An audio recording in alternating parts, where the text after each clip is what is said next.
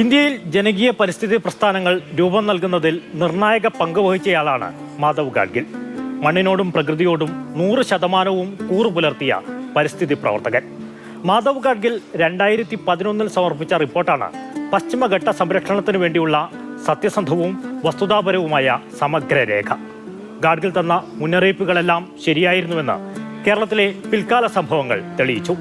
തുടരെയുള്ള ഉരുൾപൊട്ടലുകളും പ്രളയവും കാലാവസ്ഥാ മാറ്റവും നമ്മൾ കൺമുന്നിൽ കണ്ടു. ഗാഡ്ഗിലിൻ്റേത് തീവ്ര പരിസ്ഥിതി സ്നേഹമാണെന്ന് വിമർശിച്ചവർ വരെ അദ്ദേഹത്തിൻ്റെ വാക്കുകൾ ശരിയാണെന്ന് സമ്മതിച്ചു.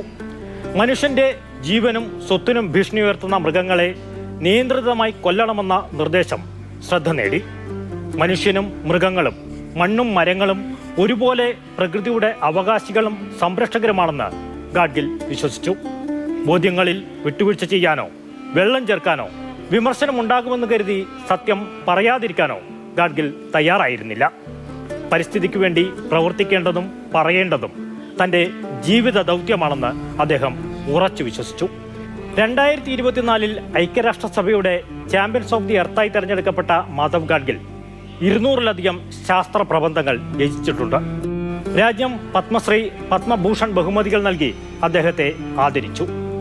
മണ്ണും മനുഷ്യനുമുള്ള കാലത്തോളം മാധവ് ഗാഡ്ഗിൽ ഓർമ്മിക്കപ്പെടും.